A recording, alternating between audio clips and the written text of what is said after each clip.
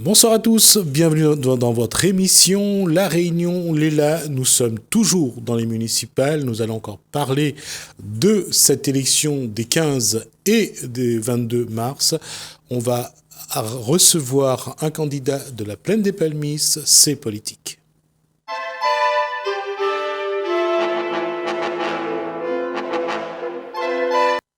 Et le candidat de la Plaine des Palmistes, c'est Jean-Luc Saint-Lambert. Bonsoir. Bonsoir. Alors, une question. D'abord, qui est Jean-Luc Saint-Lambert ? Jean-Luc Saint-Lambert est à l'origine un Saint-Paulois, qui habitait pas trop loin de chez vous, puisque j'ai grandi dans les Hauts-de-Saint-Paul, au Guillaume.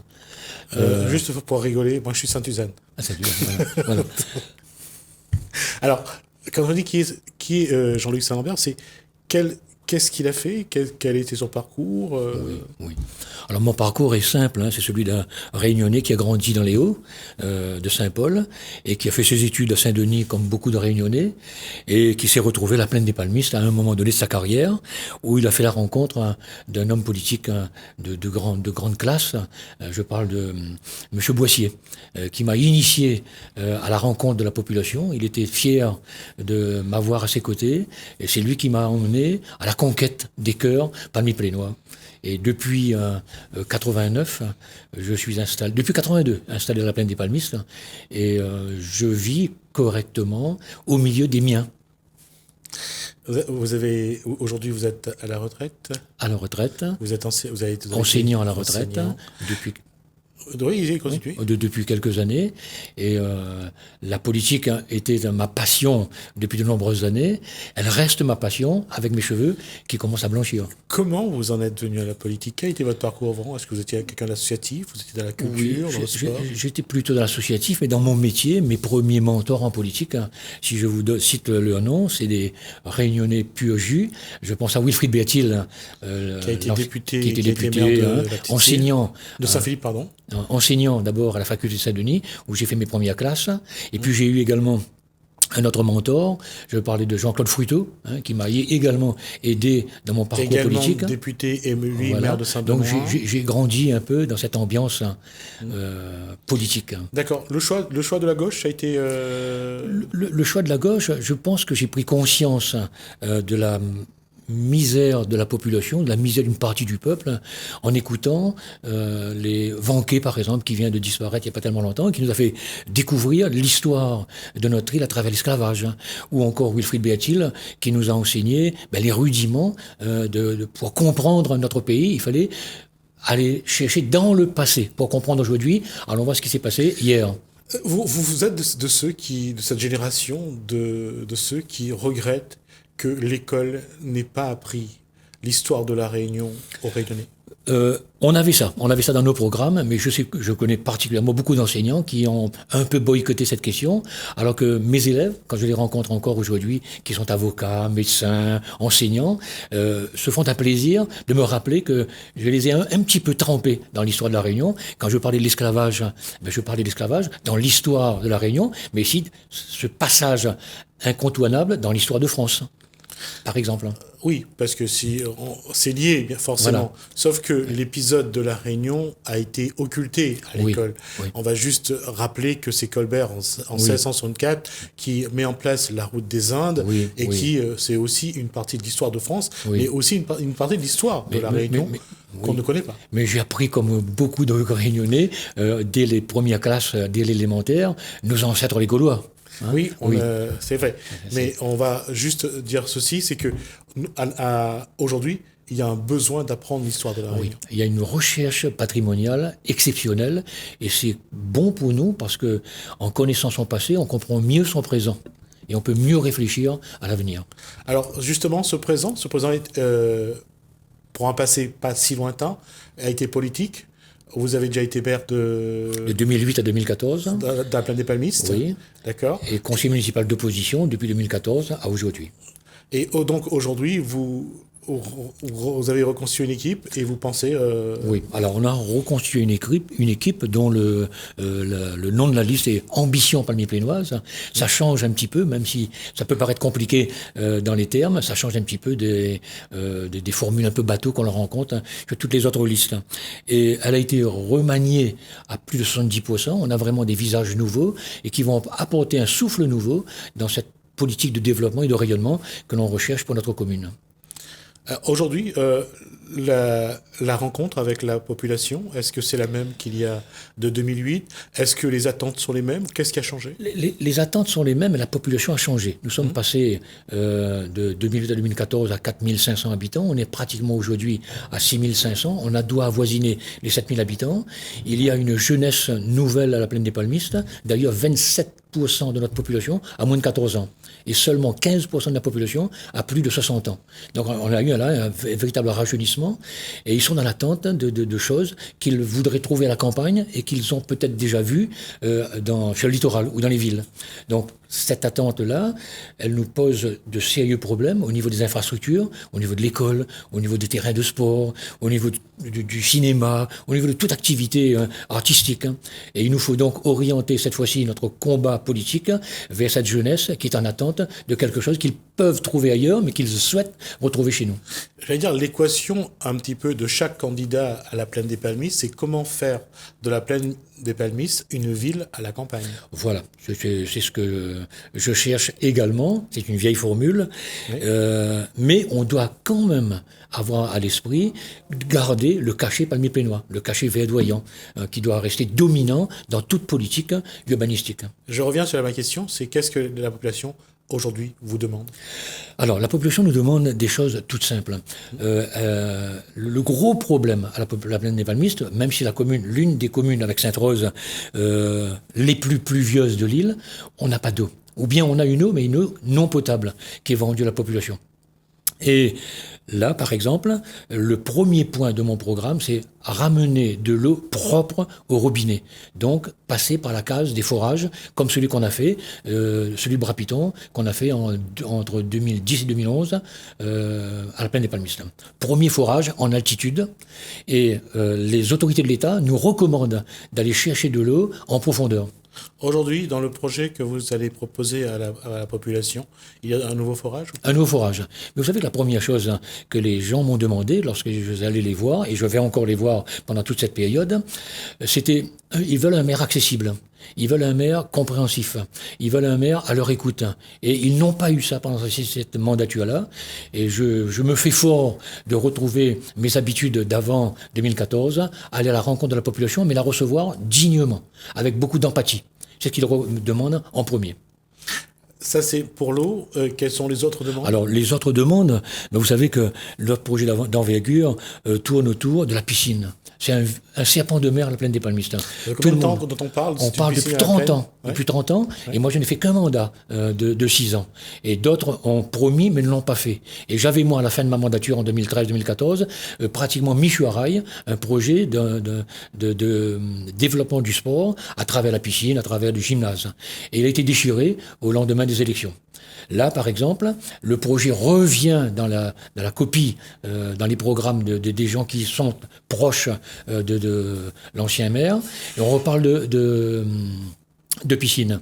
La nôtre sera une piscine chauffée, couverte, avec accès aux personnes à mobilité réduite pour leur rééducation.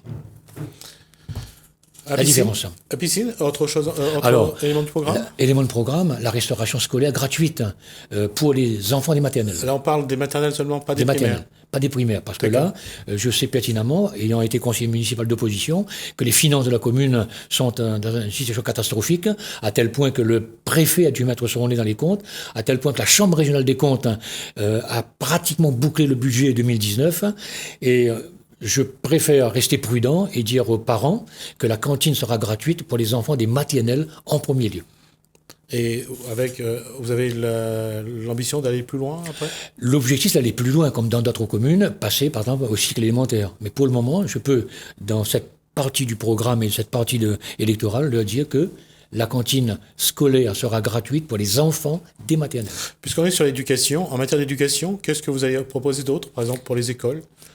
Pour les écoles, on avait 2 classes orchestres, par exemple, qui ont été dispersées. On ne retrouve même plus les instruments de musique. Donc on va remettre 2 classes orchestres pour donner une dimension.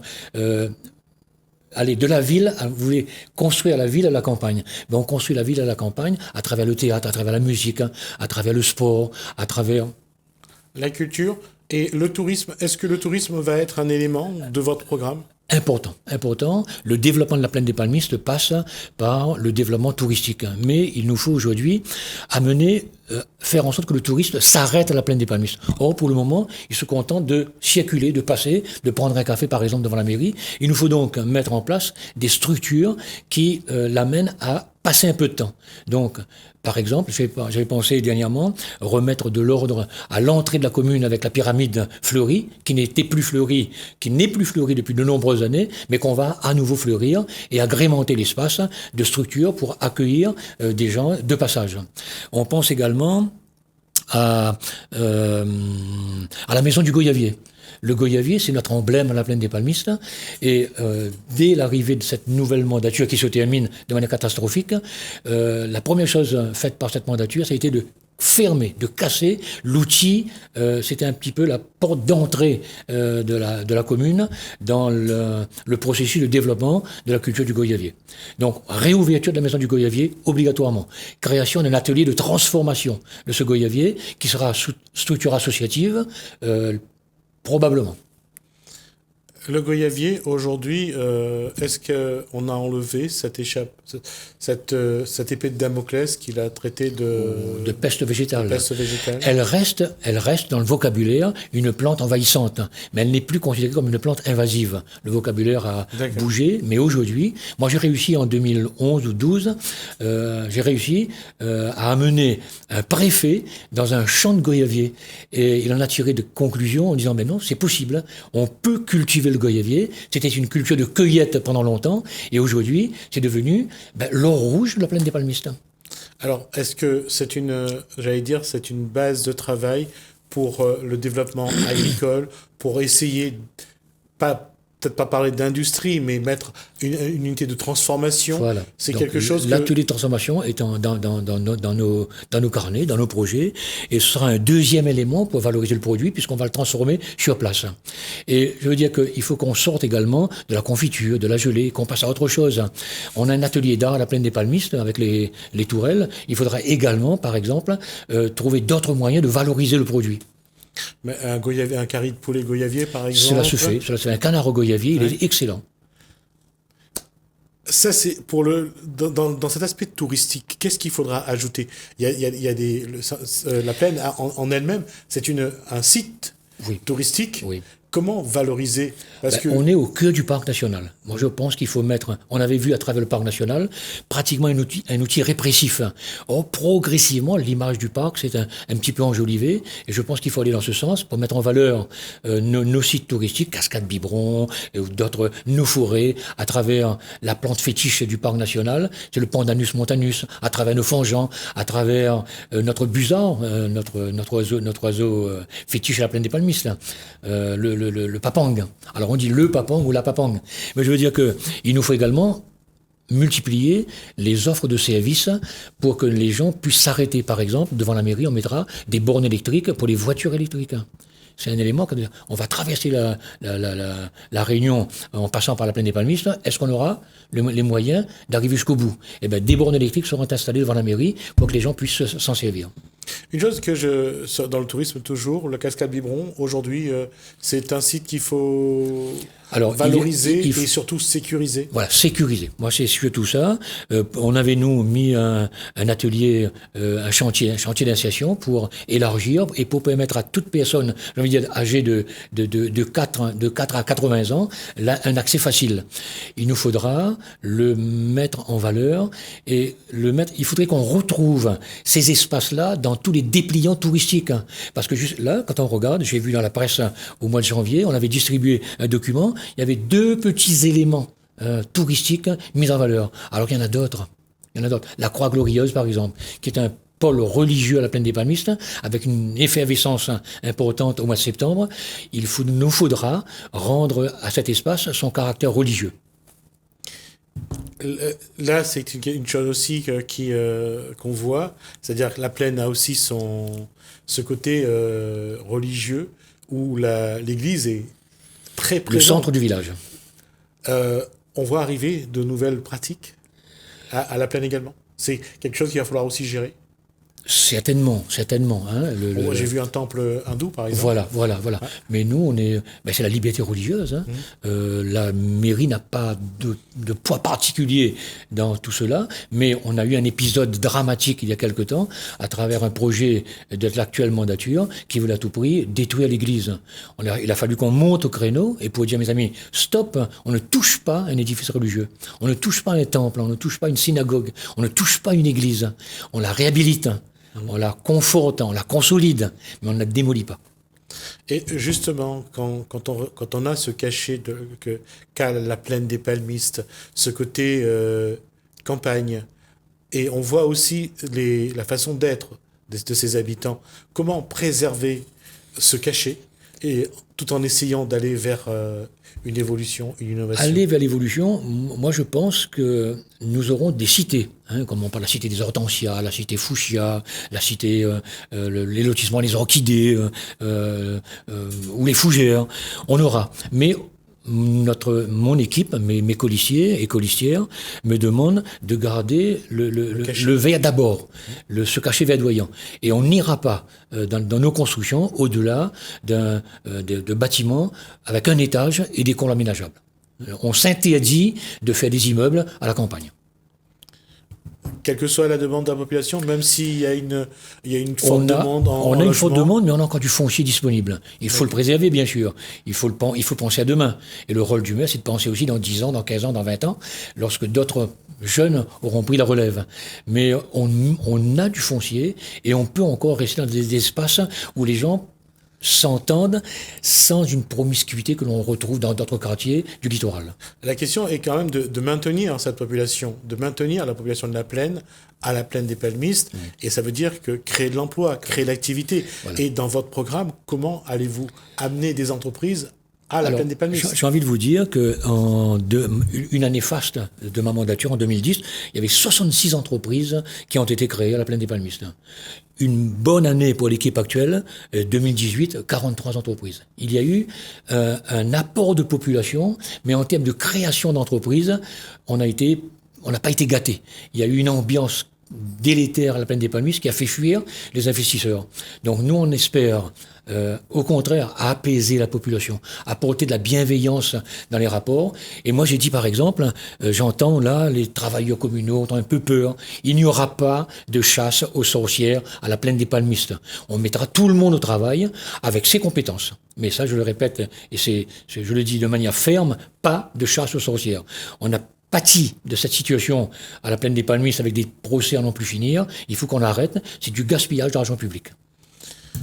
C'est ça aussi, parce que je pense qu'il va falloir tourner la page de l'ancienne équipe, et ça s'est terminé, j'allais dire, la mandature s'est terminée dans un contexte pas apaisé en tout cas. Voilà. Donc nous, notre rôle à nous, dans nos premiers engagements, c'est ramener du lien dans la population, ramener de la bienveillance, ramener de la solidarité, et en utilisant les compétences des uns et des autres. Mais il y a un projet sur lequel je voudrais également revenir, c'est la réhabilitation du stade Adrien Robert. C'est un stade qui date d'avant 89 avec Marcel Boissier et les anciens maires. Nous avons besoin d'une tribune couverte pour développer le sport. Nous avons besoin d'une piste d'athlétisme synthétique. Il nous manque également un parcours de santé repensé. Donc on a pensé également aux jeunes, mais on a pensé à toutes les générations. Alors quand je parle de toutes les générations, je pense à cette maison des seniors que l'on a l'intention d'installer à la plaine des palmistes. Alors il nous restait à peu près 1 minute 10 secondes. Je vais vous laisser avec vous adresser aux Palmiers Pénois et dire votre message. Oui, le temps passe vite. Hein. J'avais pensé pouvoir dire beaucoup de choses, mais j'ai envie de vous dire, je suis à Palmiers Pénoise et je suis à Palmiers Pénois. Vous me connaissez installé à la plaine des palmistes depuis 1978, hein, et j'ai eu l'occasion de côtoyer pratiquement toute la population, même ceux qui viennent d'arriver il y a 6 mois ou 1 an. Vous connaissez ma proximité avec vous, vous connaissez ma manière de travailler, vous savez que je ne suis pas dans la violence, je ne suis pas dans la ringardise, j'essaie d'être poli, d'être respectueux envers vous, et j'ai envie de vous dire qu'ensemble, nous pouvons encore faire de belles choses, ensemble, nous ferons de cette mandature une pleine réussite. Bravo. Bien. Beau jeu de mots. Bravo à vous. Merci Jean-Luc Saint-Lambert d'avoir répondu à notre invitation et à nos questions. On va tourner une page, on va regarder un sujet dont je n'ai pas le nom et on regarde le Kosaïdi. On se retrouve juste après.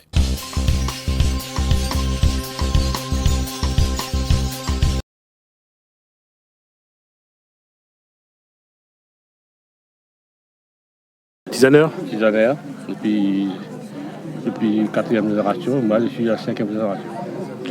La première génération, il remonte à quelle date? C'est l'esclavage. C'est à mon arrière-grand-père.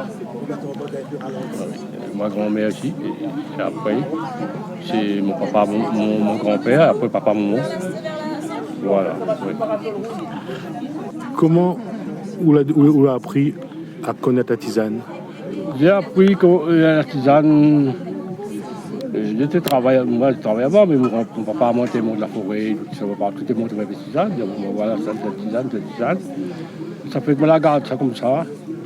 Et après, en grandissant, voilà, quand on dit, mon papa il fait, mon maman il fait, mais voilà, apprendre un petit peu.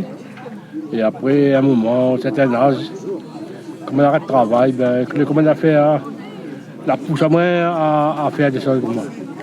Moi, j'étais poussé à avoir comme une espèce de dons, des pouvoirs incroyables. Moi, tu dors pas, moi, tu essayes de comprendre des choses.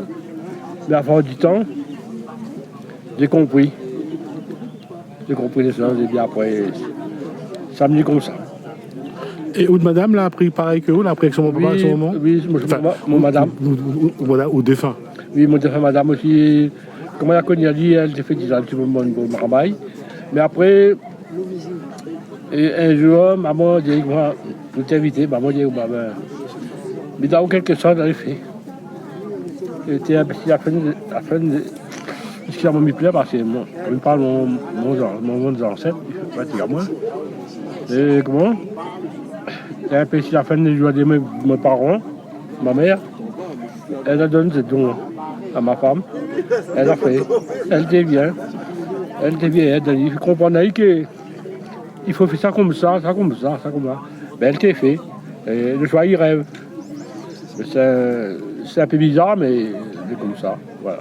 Comment, avec madame, ou la travaille sur la tisane? Nous la travaillons ensemble. Nous travaillons avec et nous la apprendre des choses étant vers notre parent. Parce que tu montes à nous et il faut faire comme ça, tel qu'ils ont des bonbons, telle maladie, tel qu'ils ont des bonbons, telle chose. Nous t'es fait.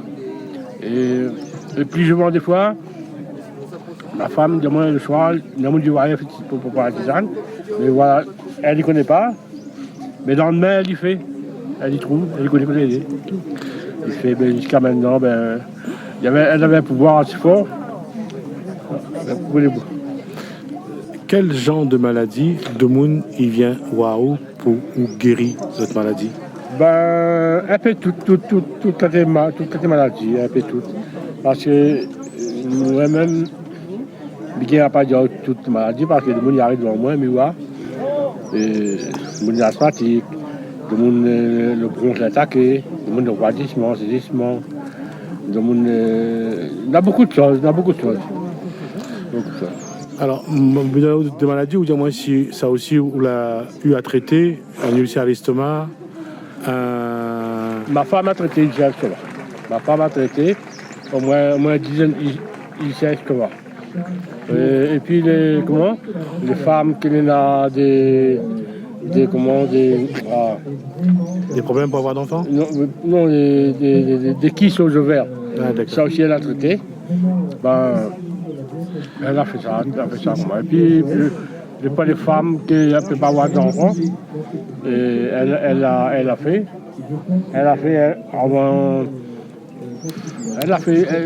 Quand ma mère m'a donné ça, elle a fait pour une femme. La 3 semaines. Et la femme, il a son enfant. L'enfant, il a de la grand-père déjà, il y a longtemps. Quand elle est morte, elle avait 4800 femmes qui ne peuvent pas avoir d'enfants. Elle en a toute catégorie, elle a docteur, elle a infirmière, elle a des pauvres, elle a tout. Voilà. Aujourd'hui, est-ce que vous trouvez que Bonne Créole, il croit encore dans une tisane, bonne plante, il fait avec que notre bonne ancêtre a fait tisane avec. Est-ce que Bonne Réunionnais, il croit encore ça? Une certaine génération, il comprend. Parce qu'ils sont en train de voir les choses évoluent d'un mauvais sens. Et avec les plantes, ils nettoient notre corps, ils guérissent les autres, ils mettent notre propre. Ils appellent de retomber. Les choses, quand ils voient une affaire, ils traitent, fini ça. Et puis ils nettoient le corps. Parce que ne me dis pas les médicaments n'est pas bon, ne me dis pas les docteurs n'est pas bon. Mais tout ça, beaucoup de personnes qui viennent avec moi, ils se parlent de docteurs, ils disent on a tel problème. Les autres ils viennent, les autres ils font des médicaments, les autres ils ne font pas, ils demandent telle chose, ils ne font pas de tisane. Et voilà. Et beaucoup de personnes dans notre santé. Est-ce qu'aujourd'hui, faire confiance aussi bien aux tisanes qu'aux médicaments, c'est quelque chose qui est naturel? Mais pour moi, beaucoup de personnes, ils font de la confiance des plantes, et ils ont de la confiance des médecins aussi. Parce que sans un médecin, je ne connais pas si a telle maladie, là. Ils sont douleurs, ils ne connaissent pas procéder. Et après, quand ils passent à la radio, ils font l'affaire. Mais là, après, ils ont mis dans les autres, ils disent, bon, il y a le docteur, ça dit, telle maladie. Mais là, je travaille là-dessus, et puis j'occupe mon tanti, c'est la tisane. Voilà. Comment aujourd'hui il faut que le créole il regarde son tisane? Il ne faut pas lui oublier son tisane, parce que c'est un patrimoine depuis notre ancêtre, il était là. Longtemps, quand tu habites dans les hauts, tu habites dans la forêt, tu habites partout, c'est difficile, vous en tomber malade comme au début, les petits ânes trappent dans nos enfants, ils affaires, ouais.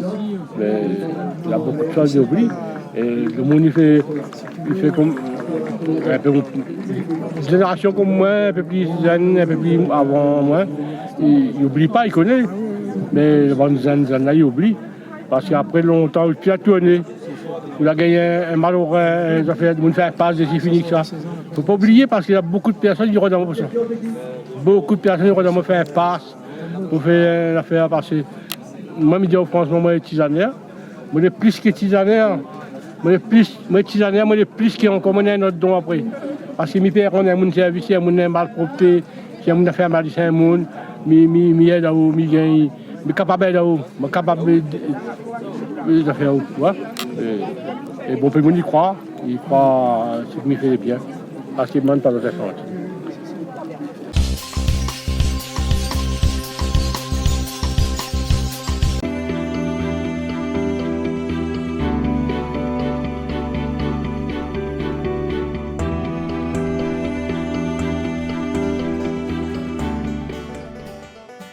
Saint-Joseph-la-Ville vous convie au spectacle Les Contes du Vendredi, Histoires animaux dans une boîte couleur le 21 février de 18h à 20h à la Maison Potous de Carrosse. Saint-Philippe, vous êtes conviés à la 10e édition du festival Même pas peur du 19 au 22 février. Saint-Denis, l'IUT de la Réunion organise la journée porte ouverte le 22 février de 9h à 16h à l'IUT. Saint-Joseph, le COS de Saint-Joseph organise sa 6e édition les 10 km nocturnes de la Saint-Jo le 22 février de 20h à 23h. Saint-Denis, l'IAE de Saint-Denis vous convie à la soirée porte ouverte 2020 de l'IAE Réunion le 27 février de 17h à 20h30. Le Tampon, vous êtes invité à la 9e édition de la course du Caldera Trail. Le 29 février, 3 formules vous seront proposées avec un départ commun à Beaumura et une arrivée au stade de Saint-Philippe. Saint-Denis, vous êtes conviés à la 4e édition spéciale Femmes et Mariage du 4 au 6 mars de 10h à 18h au centre d'affaires Catchy. Saint-Pierre, vous êtes invité à la 4e édition des Francopholies de la Réunion du 6 au 8 mars à la Ravine Blanche. Saint-Denis, le parc des expositions de Saint-Denis organise la 2e édition du Salon de la Ferme en ville, le thème de la terre à l'assiette, du 6 au 8 mars au parc des expositions de la Nordève à Saint-Denis. Tarif 5 €. Saint-Leu, l'Athletic Club de la Chaloupe organise 10 km de l'ADH le 8 mars de 7h à 10h au Plat. Départ 7h au stade municipal, chemin de la découverte au Plat de Saint-Leu. Saint-Paul, l'espace culturel Le Comte de Lys organise le festival Criquet Craquet du 11 au 13 mars. Saint-Benoît Tropicadène vous convie à son Tropicadène Kids, parcours ludique à obstacles pour les enfants de 6 à 13 ans, les 28 et 29 mars à 14h à la Rivière des Roches, Saint-Benoît. Saint-Joseph Margot Run organise le Bidalo le 29 mars à Saint-Denis. Saint-Joseph, Saint-Jean, TD2R organise Saint-Jean Trail des Deux Rivières le 4 avril de 3h à 20h. Départ, le gymnase Henri Ganowski. Saint-André Miss Tamil Réunion organise la finale Miss Tamil Réunion 2020 le 11 avril à la Saléance de Saint-André. Plus de renseignements au 06 93 496 469. Saint-Denis, vous êtes conviés à la 32e édition du Salon de la Maison du 1er au 10 mai de 10h à 19h au Parc des Expositions de la Nordève à Saint-Denis. Saint-Pierre R3R organise sa 3e édition de manifestation Caisse à savon course la MOP le 3 mai de 9h à 19h. Saint-Paul, le Trail Run de Passion organise le Trail Charrette le 17 mai à Saint-Paul. Saint-Pierre, vous êtes conviés à la 17e édition du Sakifo Music Festival du 29 au 31 mai à la Ravine Blanche, Saint-Pierre. Saint-Denis, vous êtes conviés au Salon des Seniors Réunion du 12 au 14 juin de 9h à 18h au Parc des Expositions. Salazie, vous êtes conviés à la fête du chouchou du 12 au 14 juin sur le champ de foire de Helbourg. Saint-Paul, la Team Léla organise sa 4e édition de course, la boucle parapente le 23 août de 6h à 12h30. Saint-Leu, l'Athletic Club de la Chaloupe vous convie à la course des artichauts le 15 novembre de 7h à 20h. Lieu de départ et d'arrivée, stade municipal du Plat de Saint-Leu.